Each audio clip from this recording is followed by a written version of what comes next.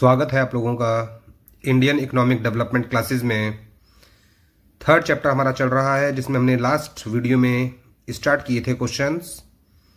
10 questions हम लोग कर चुके हैं और इस सेशन से हम लोग स्टार्ट करेंगे 11th question.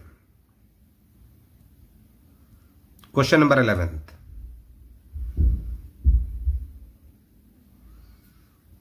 India has certain advantages which makes it a favorable outsourcing destination. What are these advantages? 3 marks तक का ये क्वेश्चन एग्जाम में आ सकता है कि आजकल पूरे विश्व के लिए इंडिया बहुत ही अच्छा डेस्टिनेशन बन चुका है आउटसोर्सिंग का, यानी कि डेवलप्ड कंट्रीज भी अपने बहुत सारे काम ऐसे हैं जो कि इंडिया से करवा रही हैं। इसका भारत के लिए फायदा क्या है? Most multinational corporations are outsourcing their services to India, where they can be availed at a cheaper cost with reasonable degree of skill and accuracy. Multinational corporations services का काम इंडिया को दे रही हैं क्योंकि इंडिया में लेबर सस्ती है और स्किल्ड भी हैं, वो भी हाई डिग्री ऑफ एक्यूरेसी के साथ काम उनका किया जाता है। The advantages which makes India a favorable outsourcing destination are: point number 1, the low wage rates, यानी कि इंडिया में लेबर सस्ती है, and availability of skilled manpower, और इंडिया के लोग अब स्किल्ड भी हैं। Next question number 12, what is World Trade Organization? Explain its role. The WTO was founded in 1995 as the successor organization to the General Agreement on Trade and Tariff, जिसे short में gate कहा जाता है, GATT। यानी कि पहले एक संस्था हुआ करती थी गेट के नाम से, लेकिन 1995 में उसी संस्था को बदलकर बना दिया गया वर्ल्ड ट्रेड ऑर्गेनाइजेशन। इसकी भूमिका क्या है? Point number 1, WTO establishes a rule-based trading regime in which nations cannot place arbitrary restrictions on trade. यानी कि एक ऐसे रूल्स तैयार करना पूरे विश्व के लिए जिसमें व्यापार करना सभी के लिए आसान हो जाए और कोई भी राष्ट्र किसी भी प्रकार का कानूनी व्यवधान पैदा ना कर सके व्यापार में।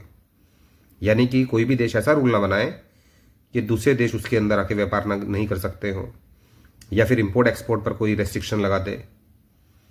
तो WTO जो है वो इस प्रकार के रूल्स तैयार करता है पूरे विश्व के लिए कि किसी भी देश से दूसरे देश में गुड्स को लाना ले जाना, कैपिटल को लाना ले जाना, या टेक्नोलॉजी को इनफ्लो और आउटफ्लो आसान हो जाता है इससे।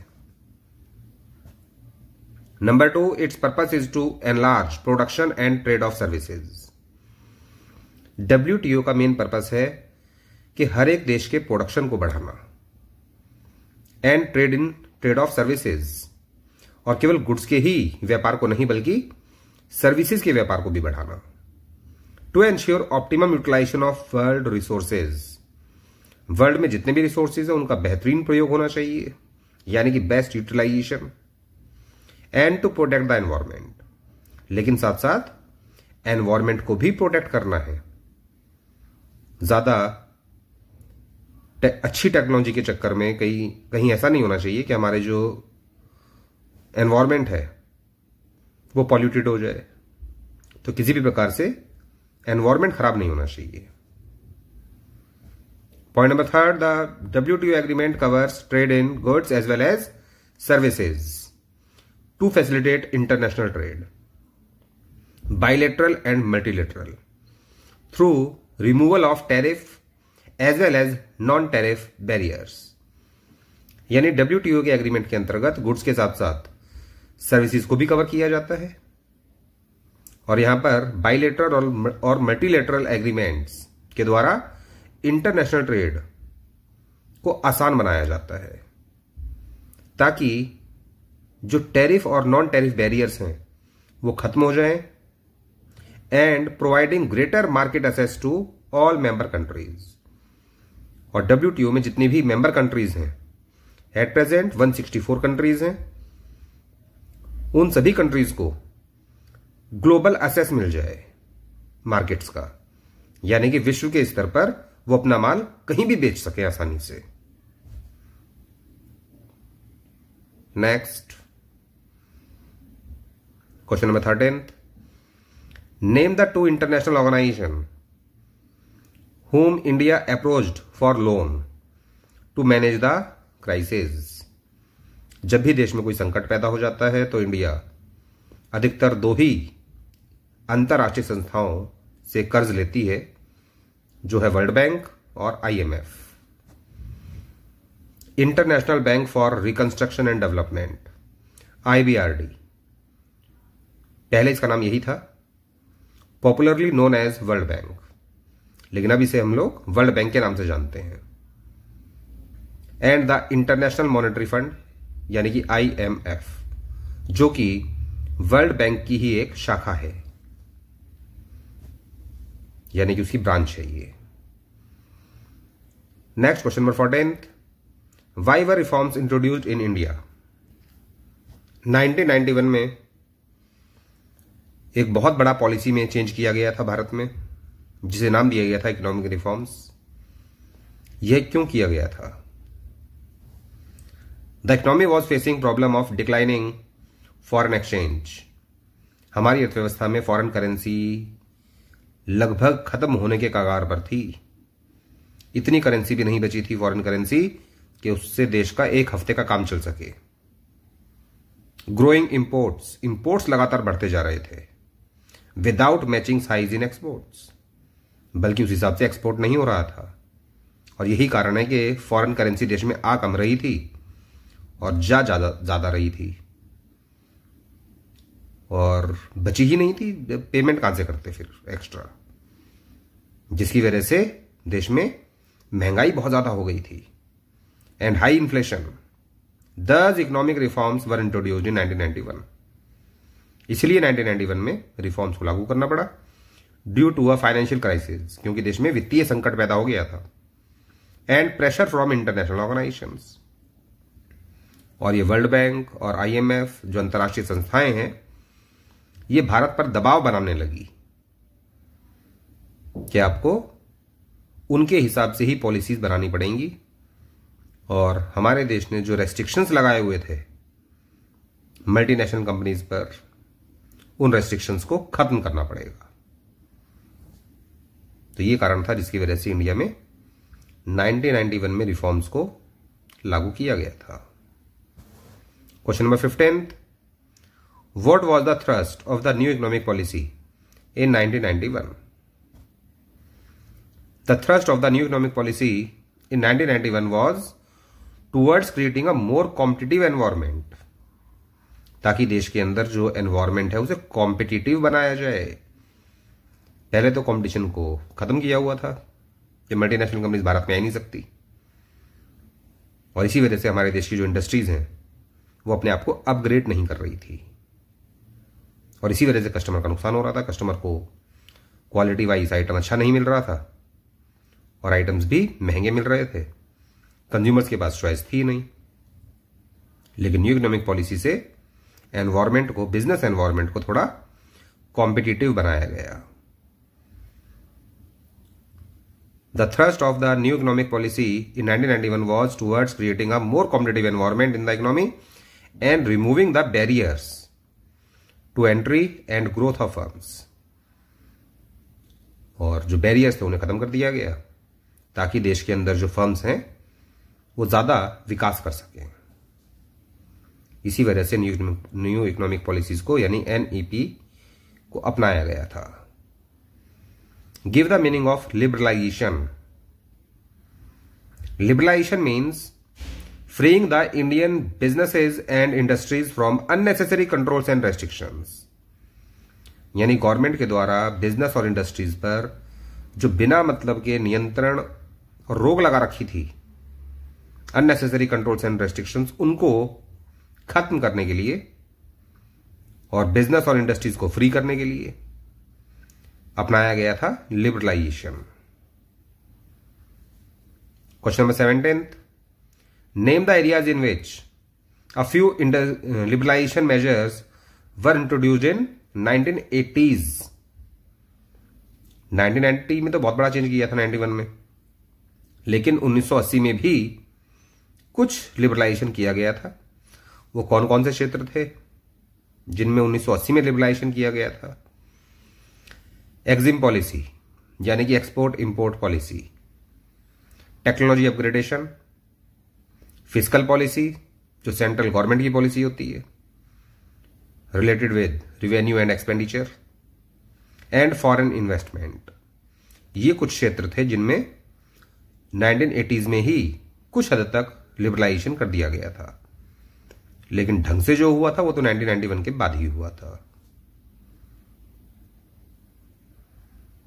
Next question number 18, name the 3 industries which were reserved for the public sector even after liberalisation.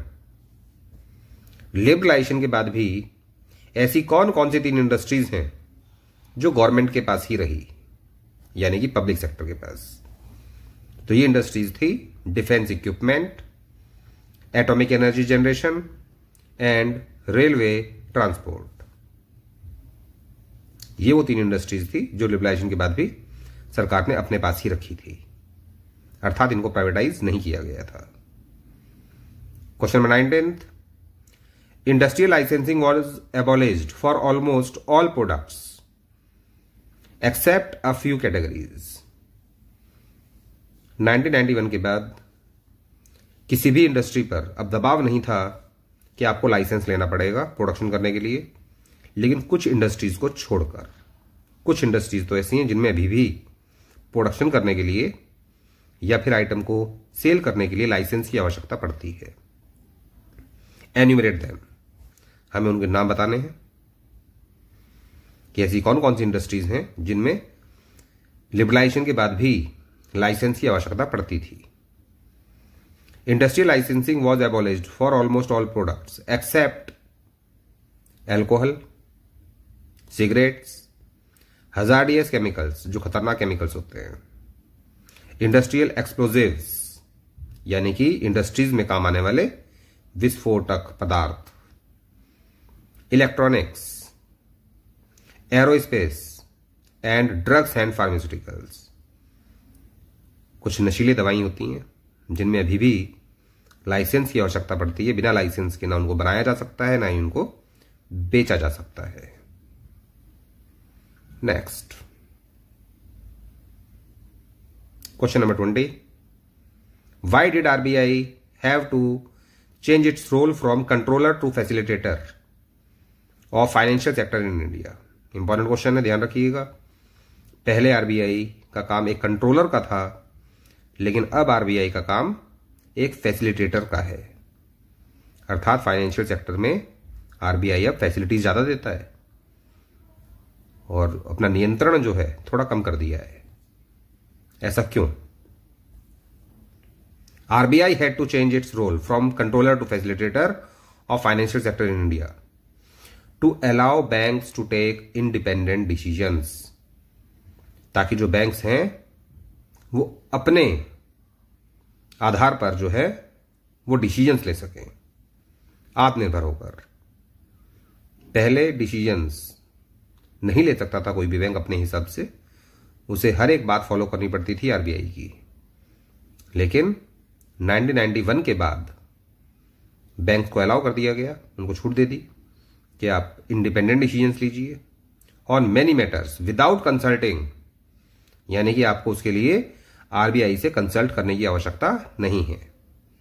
And to allow the establishment of private sector banks, और साथ ही साथ इसीलिए फैसिलिटेटर का काम किया गया ताकि देश के अंदर प्राइवेट सेक्टर बैंक्स को स्थापित किया जा सके। और 1991 के बाद ही हमारे देश में यानी कि इंडिया में बहुत सारे प्राइवेट सेक्टर बैंक्स दिखाई देने लगे, उससे पहले नहीं दिखाई देते थे। Both Indian as well as foreign banks, private bank चाहे इंडियन हो चाहे फॉरेन का हो, 1991 से पहले नहीं हुआ करते थे भारत में। 1991 के बाद ही इनको स्थापित किया गया है ताकि जनता को ज्यादा फायदा मिल सके। Question number 21, how is RBI controlling the commercial banks? RBI कैसे कंट्रोल करता है कॉमर्शियल बैंक्स को? अपनी मॉनेटरी पॉलिसी के द्वारा। वैसे देखा जाए तो ये क्वेश्चन मैक्रो इकोनॉमिक्स का है, लेकिन यहां पर भी काम आ रहा है। The RBI decides the cash reserve ratio, statutory liquidity ratio, bank rate, repo rate, reverse repo rate, marginal requirement etcetera. In topics के बारे में अगर आपको डिटेल में जानना है तो आप प्रीवियस चैप्टर के कुछ वीडियोस को चेक कर सकते हैं, जैसे कि मनी एंड बैंकिंग और determination of income and employment में भी इसके बारे में डिटेल में बताया गया है कि इन्फ्लेशन और डिफ्लेशन को कंट्रोल करने के लिए, यानी कि एक्सेस डिमांड और डेफिशिएंट डिमांड को कंट्रोल करने के लिए किस प्रकार से आरबीआई इन टूल्स का इस्तेमाल करता है, जिनमें कुछ होते हैं क्वांटिटेटिव टूल्स और कुछ होते हैं qualitative tools. Next, question number 22, what is fiscal policy? The central government's taxation and expenditure policy are collectively known as fiscal policy. आसान भाषा में कह सकते हैं कि गवर्नमेंट की रिवेन्यू और एक्सपेंडिचर पॉलिसी ही कहलाती है फिस्कल पॉलिसी। यहां पर टैक्सेशन का नाम इसलिए लिखा गया है क्योंकि गवर्नमेंट का रिवेन्यू जो है वो दो प्रकार का होता है, एक टैक्स रिवेन्यू और एक नॉन टैक्स रिवेन्यू, और गवर्नमेंट की आमदनी का मेन जरिया टैक्स रिवेन्यू ही होता है, इसलिए यहां पर टैक्सेशन का नाम लिखा है। वैसे आप यहां पर रिवेन्यू वर्ड भी यूज कर सकते हैं। Question number 23, state the two types of taxes. Taxes दो प्रकार के होते हैं, डायरेक्ट और indirect. Direct taxes, taxes on incomes of individuals, यानी कि लोगों की इनकम पर जो टैक्स लगता है, as well as profits of the business enterprises या कॉर्पोरेशन लिख सकते हो आप, यानी कि वो टैक्स जो कि या तो लोगों की इनकम पर लगता है या बिजनेस ऑर्गेनाइजेशंस के प्रॉफिट पर लगता है। एंड इनडायरेक्ट टैक्स, ये वो टैक्स है जो कमोडिटीज पर लगता है, वस्तुओं पर, उनके प्रोडक्शन पर, उनके एक जगह से दूसरी जगह ट्रांसफर होने पर या उनकी सेल पर। That is known as indirect tax, जिसका बोझ हमेशा कस्टमर पर पड़ता है। Question 24, why did the parliament pass a law GST act 2016? संसद में जीएसटी एक्ट 2016 का कानून पास क्यों किया गया था? The parliament passed a law, goods and services tax act 2016, to simplify the and introduce a unified indirect tax, ताकि देश में जो इनडायरेक्ट टैक्स लगा करते थे, जो जनता के समझने के लिए उतने आसान नहीं थे, जिसकी वजह से बहुत से लोग तो डरते थे बिजनेस करने से। कितने ज्यादा इनडायरेक्ट टैक्सेस हैं, उनका हिसाब किताब कैसे करेंगे, नहीं भरा तो फिर गलत होगा। तो इसीलिए जीएसटी एक्ट लागू करके क्या किया गया, टैक्स स्ट्रक्चर को सिंप्लीफाई कर दिया और टैक्स जितने भी थे उनको एक साथ यूनिफाइड कर दिया गया, यानी कि मर्ज कर दिया बहुत सारे टैक्सेस को, जैसे कि sales tax, value added tax, excise duty, production duty. अभी कोई भी टैक्स नहीं लगता, अब तो सभी टैक्स एक साथ शामिल हो चुके हैं जो जीएसटी के अंदर ही आते हैं। This is expected to generate additional revenue for the government, और इससे गवर्नमेंट की आमदनी भी बढ़ती है। टैक्स के द्वारा गवर्नमेंट को ज्यादा पैसा प्राप्त होता है। रिड्यूस टैक्स इवेजन, यह भी बहुत बड़ा कारण था। पहले इनडायरेक्ट टैक्सेस कस्टमर तो पे करता था, लेकिन वो सरकार तक नहीं पहुंचते थे, अब पहुंचते हैं। अगर बिजनेसमैन गवर्नमेंट को टैक्सेस पे नहीं करेगा जो हमने उसको दिए हैं, तो इसमें उसका खुद का घाटा होगा, क्योंकि जो टैक्स उसने हमसे कलेक्ट किया है वो पूरा का पूरा अगर वो अपने पास रख लेता है, मान लीजिए, तो जो टैक्स उसने खुद दिया था गुड्स खरीदते वक्त, उसे वो एडजस्ट नहीं कर पाएगा। तो उसको अगर वो टैक्स एडजस्ट करना है तो उसे शो करना पड़ेगा कि उसको टैक्स कलेक्ट कितना हुआ है। तो अब जो है जीएसटी के अंतर्गत टैक्स की चोरी पहले से बहुत ज्यादा कम हो चुकी है। And create one nation one tax, और एक राष्ट्र में एक ही टैक्स होना चाहिए, हर एक राज्य में सेम टैक्स होना चाहिए। यह भी उद्देश्य था जीएसटी का। पहले हर एक राज्य में टैक्स अलग अलग हुआ करते थे, जिसकी वजह से मालूम पड़ा कि यहां पर जो आइटम मिल रहा है 20 रुपए का, वही आइटम दूसरे स्टेट में मिल रहा है 25 रुपए का, किसी और स्टेट में मिल रहा है 50 रुपए का। लेकिन अब ऐसा नहीं है। अब वन नेशन वन टैक्स के द्वारा प्राइसेस आपको हर एक स्टेट में लगभग सेम ही मिलेंगे, कुछ चीजों को छोड़कर, जैसे कि शराब और पेट्रोल, क्योंकि इन चीजों को जीएसटी के दायरे से बाहर रखा गया है। वरना मैंने बताया था कि ये चीजें इतनी सस्ती हो जाएंगी जिससे कि गवर्नमेंट का और हमारे एनवायरमेंट का नुकसान होगा और कस्टमर्स का भी नुकसान होगा, इसलिए इनको जीएसटी में शामिल नहीं किया गया था। Next question number 25, name the two forms of foreign investment. Foreign investment के दो रूप हमें बताने हैं।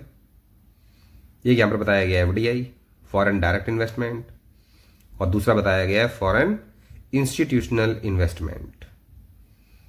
इसके अलावा आप चाहें तो बता सकते हैं पोर्टफोलियो इन्वेस्टमेंट या प्राइवेट डायरेक्ट इन्वेस्टमेंट, वो भी कहलाते हैं foreign investments. Question number 26, why was the liberalization of trade and investment regime initiated.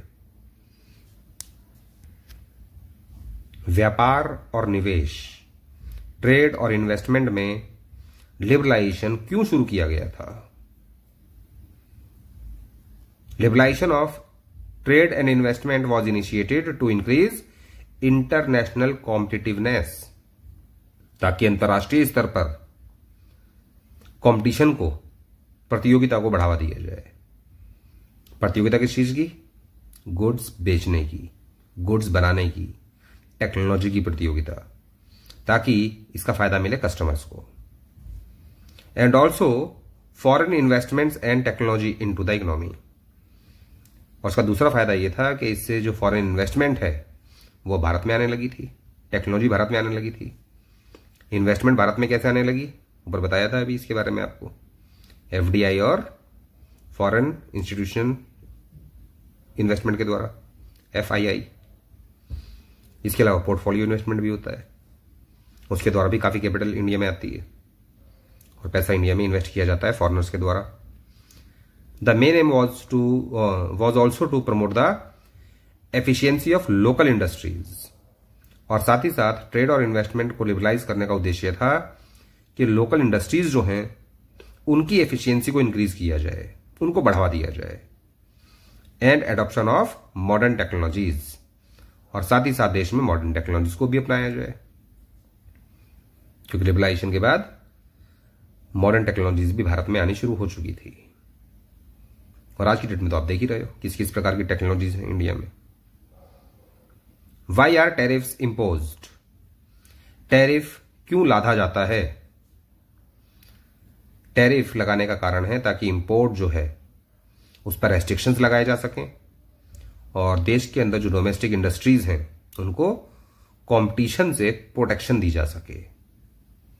आजकल तो खैर टैरिफ बहुत कम है, ना के बराबर, लेकिन ये बात पुरानी हो रही है 1991 के आसपास की, जब न्यू इकोनॉमिक रिफॉर्म्स को लागू किया गया था तो टैरिफ लगाने का कारण यही था उससे पहले, क्योंकि 1991 में तो टैरिफ लगभग खत्म कर दिए गए और अब तो बहुत कम है टैरिफ्स। पहले इसलिए हुआ करते थे ताकि हमारे देश की जो इंडस्ट्रीज हैं उन्हें फॉरेन कंपनीज के गुड्स का सामना ना करना पड़े, क्योंकि फॉरेन कंपनीज के जो गुड्स थे वो बहुत ज्यादा सस्ते भी थे और क्वालिटी वाइज भी अच्छे थे। लेकिन आजकल तो भारत के गुड्स भी बहुत अच्छे बनने लगे हैं और सस्ते भी हैं, उनको खरीदना भी चाहिए। Question number 28, what is the meaning of quantitative restrictions, जिसे कोटा रेस्ट्रिक्शंस कहा जाता है। Quantitative restrictions are the limits imposed on the quantity of goods that are imported to restrict imports and thus protect domestic industries from competition from cheaper and technologically advanced goods manufactured by other nations। Quantitative restrictions का मतलब है कि जो goods foreign countries से India में import किए जाते थे उनकी एक लिमिट तय कर देना, ताकि फॉरेन कंट्रीज के जो सस्ते गुड्स हैं वो हमारे देश की डोमेस्टिक इंडस्ट्रीज को उनका सामना ना करना पड़े। वरना हमारे देश में अगर सस्ते गुड्स बिकते फॉरेन कंट्रीज से आए हुए जो कि टेक्नोलॉजिकली एडवांस्ड भी थे, तो लोग उन्हें ही खरीदते और इंडियन कंपनीज बंद हो जाती, जो कि इंडिया के लिए अच्छा नहीं होता, क्योंकि इससे देश में बेरोजगारी बहुत ज्यादा बढ़ जाती और इंडिया की इनकम भी घट जाती, इंडिया का जीडीपी भी गिर जाता और फिर हमारा देश विकास नहीं कर सकता था। इसीलिए क्वांटिटेटिव रेस्ट्रिक्शंस लगाए गए, ताकि कोई भी व्यक्ति अगर इंपोर्ट करता है गुड्स को फॉरेन कंट्री से तो उसकी एक लिमिट होनी चाहिए। ऐसा नहीं कि जितना चाहे उतना इंपोर्ट कर लो। फिलहाल तो ये लिमिट्स खत्म हो चुकी हैं। फिलहाल तो आप जितना चाहे गुड्स को इंपोर्ट कर सकते हो। और इंपोर्ट क्या करना, मल्टीनेशनल कंपनीज हमारे देश में ही आइटम बनाकर बेच रही हैं। अब तो इंपोर्ट करने की भी आवश्यकता नहीं पड़ती। Question number 29, give the meaning of privatization. Privatization implies shedding of the ownership और management of a government owned enterprise. अर्थात जिस एंटरप्राइज की ओनरशिप गवर्नमेंट के पास थी या जिस एंटरप्राइज का मैनेजमेंट गवर्नमेंट के पास था, गवर्नमेंट ने अपनी ओनरशिप और मैनेजमेंट को पहले से घटा दिया, कम कर दिया और ये ओनरशिप और मैनेजमेंट पहुंच गए प्राइवेट सेक्टर के पास। इसे ही कहा जाता है प्राइवेटाइजेशन। What is disinvestment? यानी कि इन्वेस्टमेंट को खत्म करना। और यहां पर गवर्नमेंट ने अपनी इन्वेस्टमेंट खत्म की थी। कैसे? पब्लिक सेक्टर अंडरटेकिंग्स को बेच दिया गया था प्राइवेट सेक्टर को। Privatisation of the public sector enterprises यानी कि public sector undertakings by selling off part of equity of PSUs to the public, यानी कि आम पब्लिक को बेच दी गई पब्लिक सेक्टर अंडरटेकिंग्स, आम जनता को, जिसकी वजह से जो शेयर्स पहले कंपनी के पास थे, गवर्नमेंट कंपनीज के पास, जिसकी वजह से वो गवर्नमेंट सेक्टर में आया करती थी, अब वो शेयर्स खरीद लिए गए आम जनता के द्वारा और फिर यहां पर शुरू हुआ प्राइवेटाइजेशन। यही कहलाता है डिसइन्वेस्टमेंट, यानी शेयर्स जो थे वो गवर्नमेंट से पहुंच गए आम जनता के पास। Question 31, what is the purpose of disinvestment? Disinvestment का उद्देश्य क्या था? The purpose of disinvestment was mainly to improve financial discipline and facilitate modernization. क्योंकि गवर्नमेंट को पैसे की आवश्यकता थी, सरकार वित्तीय संकट से गुजर रही थी, तो फाइनेंशियल डिसिप्लिन को इंप्रूव करने के लिए और देश को मॉडर्न बनाने के लिए भी सरकार को पैसे की आवश्यकता थी। इसलिए गवर्नमेंट ने अपनी इन्वेस्टमेंट को खत्म किया ताकि जन कल्याण पर ज्यादा पैसा खर्च किया जा सके और इकोनॉमी को ज्यादा बेहतर बनाया जा सके, जिसके लिए गवर्नमेंट को पैसा चाहिए था और गवर्नमेंट के पास पैसा था नहीं। इसलिए गवर्नमेंट ने इंडस्ट्रीज को बेच दिया था। Give the meaning of globalisation. Globalisation means an integration of the economy of the country with the rest of the world. देश की अर्थव्यवस्था को बाकी पूरी दुनिया के साथ जोड़ना, यही कहलाता है globalisation. What do you mean by outsourcing? In outsourcing, a company hires regular services from external source. Outsourcing में कोई भी एक कंपनी रेगुलर सर्विसेज प्राप्त करती है कहीं बाहर से, मोस्टली फ्रॉम अदर कंट्रीज, अधिकतर दूसरे देशों से, which was previously provided internally और from within the country. यानी कि वो सर्विसेज जो पहले या तो कंपनी अपने अंदर ही जनरेट कर रही थी या देश के अंदर जनरेट कर रही थी, लेकिन अब वो सर्विसेज प्राप्त की जा रही हैं किसी और देश से, तो इसे ही कहा जाता है आउटसोर्सिंग। जैसे कि like legal advice, computer service, advertisement या सिक्योरिटी सर्विसेज। ये सभी वो सर्विसेज हैं जो कि आजकल एक देश दूसरे देश से प्राप्त करता है, तो यही कहलाती है outsourcing. hires regular services from external source. Next, question number 34th. As a form of economic activity, outsourcing has intensified in recent times. State wise, आजकल बहुत बढ़ती जा रही है आउटसोर्सिंग. क्यों बढ़ रही है ये? As a form of economic activity, outsourcing has intensified in recent times because of the growth of fast modes of communication. क्योंकि कम्युनिकेशन पहले से बहुत ज्यादा विकसित हो चुका है. पहले कम्युनिकेशन इतना विकसित नहीं था जितना कि आज की डेट में है.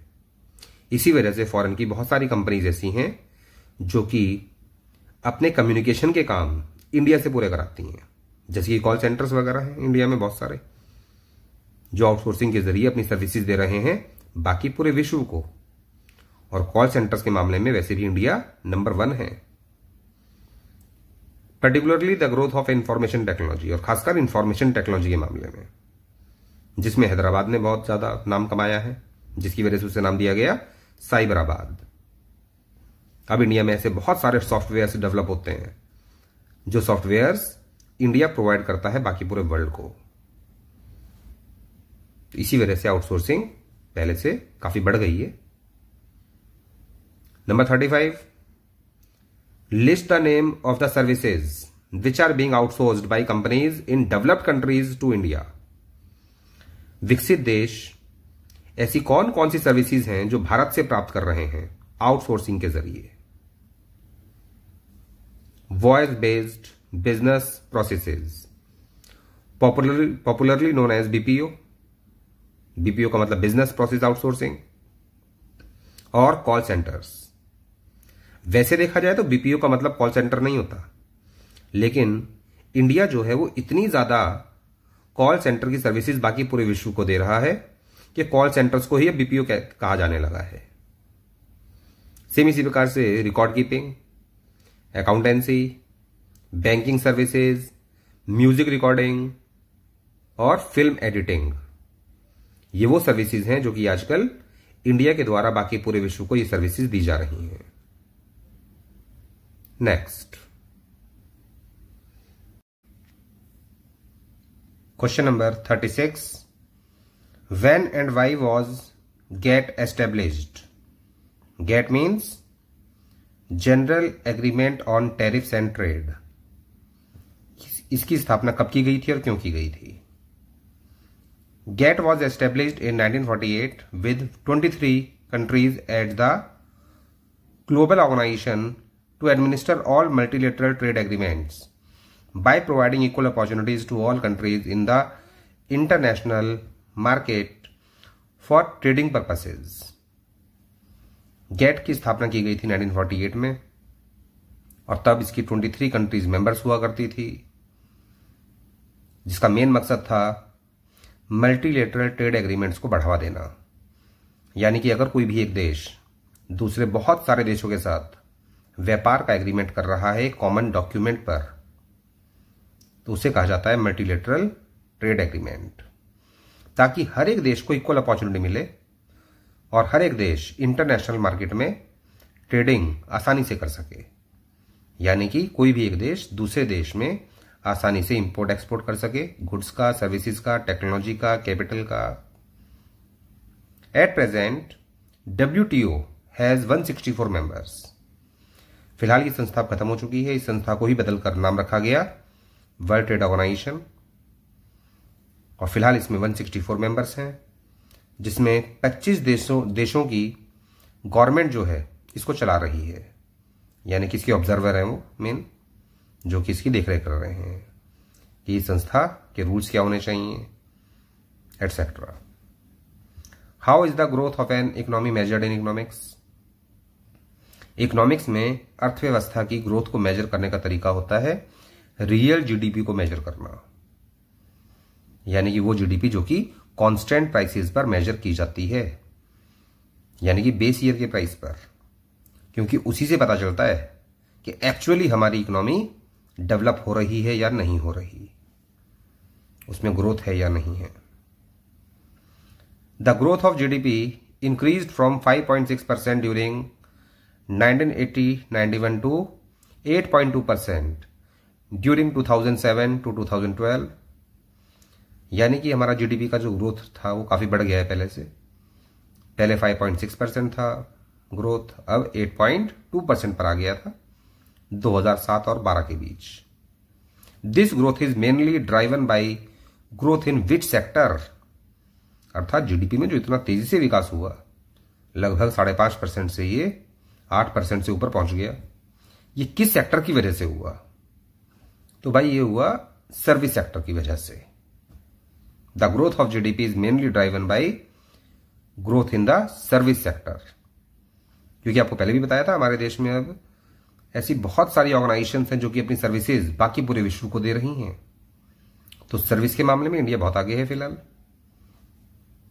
कम्युनिकेशन में भी और इंफॉर्मेशन टेक्नोलॉजी में भी। Question number 39, India is seen as a successful exporter of dash in the reform period. Reform period में किन किन चीजों का हम लोग एक्सपोर्ट किया करते थे? Auto parts, engineering goods, information technology software and textiles. तो ये सभी वो प्रोडक्ट्स थे जिनका इंडिया रिफॉर्म पीरियड में एक्सपोर्ट कर रहा था। Why has reform process been widely criticised by some economists. 1991 में जो न्यू इकोनॉमिक पॉलिसी लागू की गई, जो रिफॉर्म्स देश के अंदर हुए, बहुत से अर्थशास्त्री ऐसे थे जो कि इसकी आलोचना कर रहे थे कि सरकार ने गलत किया, रिफॉर्म्स के अंतर्गत जो लिबरलाइजेशन, प्राइवेटाइजेशन, ग्लोबलाइजेशन सरकार ने अपनाया अपनी अर्थव्यवस्था में, वो गलत किया। इसकी आलोचना क्यों की जा रही थी ये हमें बताना है यहां पर। The reform process has been widely criticised for not being able to address some of the basic problems facing our economy, specially in areas of employment, agriculture, industry, infrastructure development and fiscal management. यानी कि बहुत क्षेत्र ऐसे थे जिसे सरकार नजरअंदाज कर रही थी और ये हमारे देश की बहुत बड़ी समस्याएं थी, जैसे कि एम्प्लॉयमेंट की समस्या, एग्रीकल्चर पिछड़ा हुआ था, इंडस्ट्री में वो डेवलपमेंट नहीं था और वैसी इंडस्ट्रीज देश में नहीं थी जैसी कि होनी चाहिए थी, इंफ्रास्ट्रक्चर भी देश का कुछ खास अच्छा नहीं था, और फिस्कल मैनेजमेंट देखा जाए तो देश का राजकोषीय घाटा बहुत ज्यादा था, जिसकी तरफ सरकार का बिल्कुल ध्यान नहीं था और सरकार अपनाने में लगी हुई थी रिफॉर्म्स को। इसलिए कुछ अर्थशास्त्रियों का ये मानना था, कुछ इकोनॉमिस्ट्स का ये मानना था कि देश में सरकार ने रिफॉर्म्स को लागू करके सही नहीं किया, बल्कि ये जो इश्यूज अभी आपको बताए गए, employment, agriculture, industry, infrastructure development और फिस्कल मैनेजमेंट, इस पर सरकार को ज्यादा ध्यान देने की आवश्यकता थी, जो सरकार ने नहीं दिया। And that's all for this session. अभी और भी बहुत सारे क्वेश्चंस करने हैं हमें। ओके।